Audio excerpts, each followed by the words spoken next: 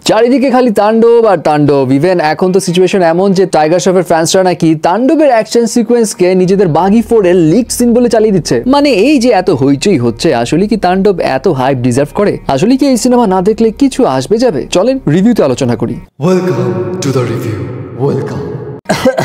ও man, এই কয়েক second এইরকম ভয়েস চেঞ্জ করতে গিয়ে আমার অবস্থা কাহিল হয়ে যায়। বাট শাকিব খানকে পুরো মুভি জুড়ে হাস্কি টাইপ একটা ভয়েস ধরে রাখতে হয়, এবং এইটা ধরে রাখতে যে কত কষ্ট করতে হয়েছে সেটা সেই জানে। যাই হোক, এইসব নিয়ে পরে আলোচনা হবে, আগে আসল কথায় আসি। শাকিব খানের সিনেমা একের পর এক যেভাবে আপগ্রেড হচ্ছে, তাতে করে সিনেমা হলে জাতীয় সঙ্গীতের পরপরই মনে করেন একটা বুকের ভিতর এক্সাইটমেন্টের ঘন্টা বাজতে থাকে। অ্যান্ড তাণ্ডবের ক্ষেত্রে একদম শুরুতেই মুভি আপনার পুরো অ্যাটেনশন গ্র্যাব করে নিবে, একটা টেনশন বিল্ড আপ হয়, তাণ্ডবগিরি শুরু হয়। মানে টিজার দেখে আপনি কি কি হতে পারে বলে ধারণা করেছিলেন সেগুলো সবটাই ওই আধা ঘন্টার মধ্যেই দেখানো হয়ে যায় আর কি।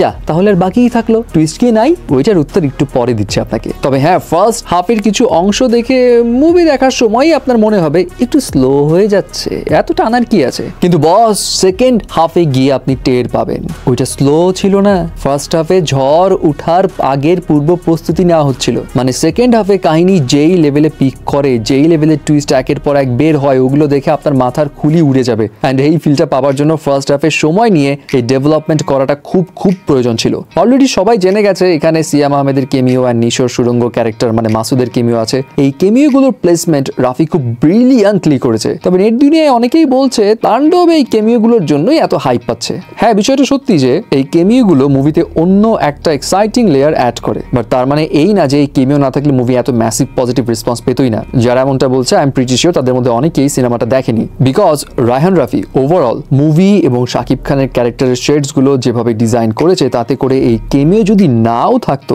তারপরেও এই মুভি রেকর্ড ক্রিয়েট করতো ফর শিওর। এই কেমিও গুলো দেওয়ার পিছনে মেইন রিজন রাফির সিনেম্যাটিক ইউনিভার্সের স্কেলটা কি হতে যাচ্ছে সেটার আভাস দেওয়া। এবার আসি মুভির আরো কিছু এলিমেন্টস নিয়ে কথা বলতে। আর বিজিএম ভাই, এই ব্যাকগ্রাউন্ড স্কোরিং এর কথা কি বলবো, মানে সিনের তালে তালে যখন যেখানে যেই লেভেলের ব্যাকগ্রাউন্ড মিউজিক দরকার একদম পারফেক্ট এবং একটা অন্যরকম ভাইব ক্রিয়েট করে কিন্তু এই ব্যাকগ্রাউন্ড মিউজিকগুলো। মুভির cinematography top notch, colour grading সেই লেভেলের। গানের কথা যদি আসি, সাকিব সাবিলার একটা রোমান্টিক গান ছিল, খুবই ভালো প্লেসমেন্ট ছিল, খুব সুন্দর লেগেছে শুনতে।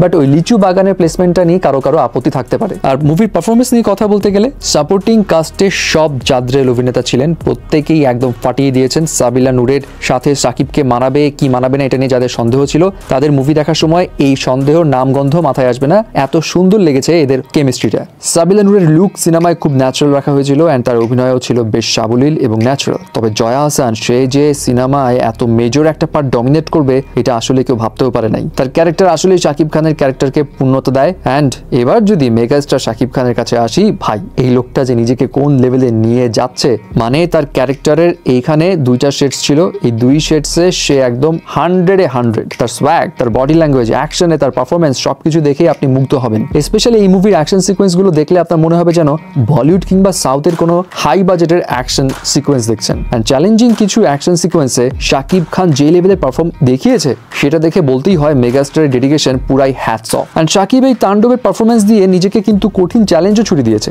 কারণ শাকিব কি করার ক্ষমতা রাখে আমরা সেটা দেখলাম। সো নেক্সট টাইমে এই বেঞ্চমার্ক তাকে ধরে রাখতেই হবে। But I am pretty sure Shakib Khan যেই গতিতে আগাচ্ছে সে নিজেকে আরো আপগ্রেড করবে। ওভারঅল রায়হান রাফি যে একজন ভিশনারি ডিরেক্টর, আমাদের ইন্ডাস্ট্রির একজন মাস্টার মেকার, আরো একবার তিনি প্রমাণ করলেন। এবং তার বেশিরভাগ সিনেমার গল্পের মতো এই সিনেমাতেও কিন্তু একটা বাস্তবতার ছোঁয়া ছিল। সোশিও পলিটিক্সের একটা ডার্ক সাইড এখানে অ্যাড করা হয়েছে, বাট কমার্শিয়ালি সে যেভাবে বিষয়টাকে মশালার সঙ্গে পোর্ট্রে করেছেন সেটা আসলেই করা।